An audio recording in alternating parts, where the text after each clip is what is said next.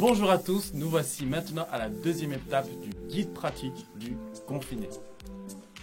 Je vous rappelle que le but de cette série est de vous permettre de tirer profit de ces temps de confinement qui sont maintenant beaucoup plus radicaux, ce qui fait que nous passerons aussi un peu plus de temps chez nous. À la fin de cette vidéo, vous saurez comment faire un bilan complet de soi-même.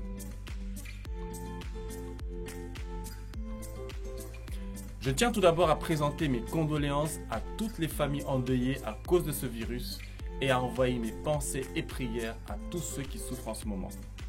Par la même occasion, j'ai une grande pensée pour tout le corps médical qui se dévoue corps et âme contre cette maladie.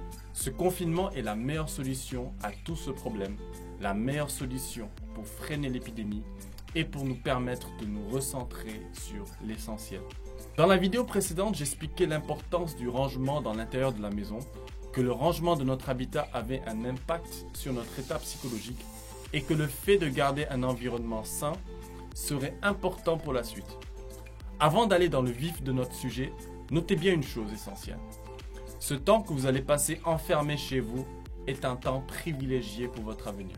Si vous êtes étudiant, célibataire et que vous êtes en bonne santé, chérissez ce moment tant que vous ne dépendez ni d'un mari, ni d'une femme, ni d'un enfant, ni de parents.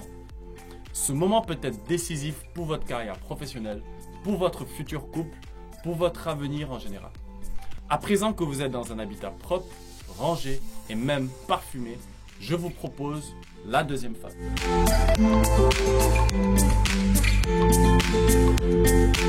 Lorsque vous faites le bilan, vous devez considérer que vous êtes à vous seul une organisation complexe, la plus complexe qui puisse exister. À l'intérieur de votre petite ou de votre grande personne, il y a un être physique qui a besoin de grandir, de bien s'alimenter, de bien respirer. Il y a un être émotionnel qui a aussi besoin de grandir et de s'alimenter, de bien respirer. Et vous avez aussi un être spirituel qui est souvent caché, méconnu et qui a aussi besoin d'évoluer. Il est extrêmement important de considérer ces trois réalités. Concernant votre être physique ou votre corps, et surtout en période de crise sanitaire, comme notre période actuelle, prenez le temps d'évaluer votre mode alimentaire et toutes les carences que vous pourriez avoir. Je ne suis pas un expert en nutrition, mais essayez de vous documenter sur les alimentations saines et toutes les fonctions nutritionnelles de vos aliments, tout ce qui favoriserait le bon équilibre de votre corps, le bon fonctionnement de chacun de vos organes. Avec Internet, il est possible de trouver de bons conseils en nutrition. Vos conclusions vous aideront à prendre de nouvelles mesures pour la suite. Même à petit prix, il est possible de s'alimenter sainement. Et si vous êtes en Afrique, et je le dis d'ailleurs en connaissance de cause, profitez de toute la richesse de nos fruits et de nos plantes. C'est une richesse extraordinaire que nous ne devons jamais négliger. Le mot-clé que vous devez retenir est le mot équilibre. Votre santé physique dépend de vos habitudes alimentaires et de l'environnement dans lequel vous êtes. Et l'environnement le plus proche est votre habitat.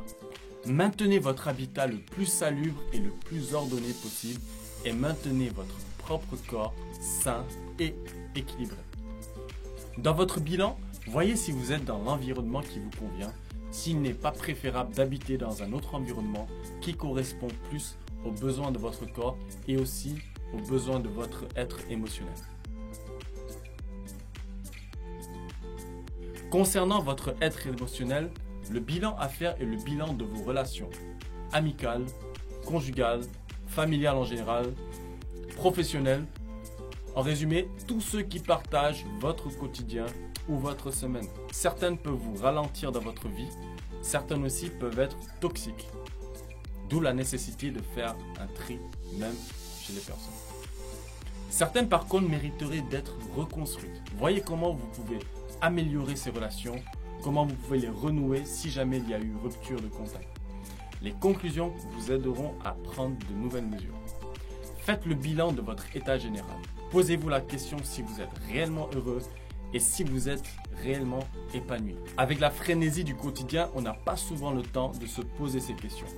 Ce temps de confinement est l'occasion de vous les poser. Votre être spirituel fera l'objet d'une autre vidéo car c'est une partie extrêmement complexe et c'est surtout une partie clé de votre être intérieur, celle qui va vous aider à entrer dans votre destinée, à entrer dans la vocation que vous devez accomplir.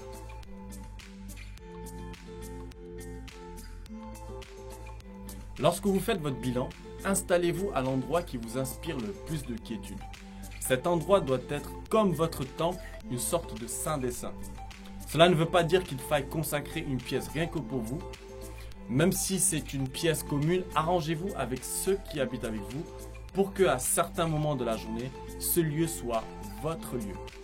Il serait naturel et logique que ce lieu soit votre chambre. Mais libre à vous de choisir l'endroit et aussi le moment. C'est votre moment, votre temps de qualité. Le président Emmanuel Macron a mentionné à maintes reprises dans son allocution que nous sommes en guerre. Effectivement, vous allez faire la guerre, mais vous allez faire la guerre au temps qui arrive. Vous allez faire la guerre à la crise qui vient. On parle de crise sanitaire et vous allez tout faire pour maintenir votre corps en bonne santé et avec une bonne immunité.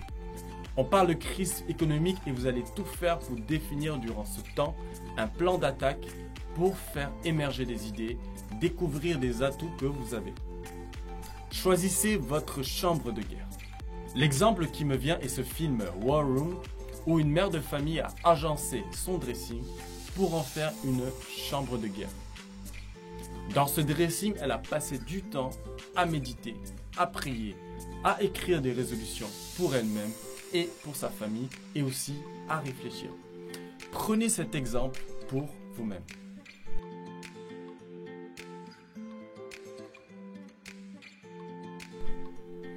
Faites votre bilan et surtout prenez le temps de le faire. Ce n'est pas le temps qui va vous manquer pendant ces quelques semaines. Et si possible, toutes vos conclusions, écrivez-les dans un cahier de notes ou n'importe quel support. Le but de votre bilan est aussi d'apprendre à vous connaître.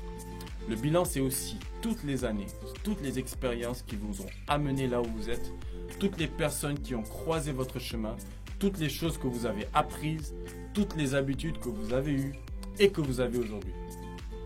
Cette étape du bilan est très déterminante et nous reviendrons plus en détail dans une prochaine vidéo. Comment mettre en application toutes les conclusions que vous aurez tirées, comment faire un inventaire de tout ce que vous avez. A très vite et n'hésitez pas à partager cette vidéo et à vous abonner à ma page pour être au courant de toutes les nouveautés. Prenez soin de vous, faites votre bilan et à bientôt.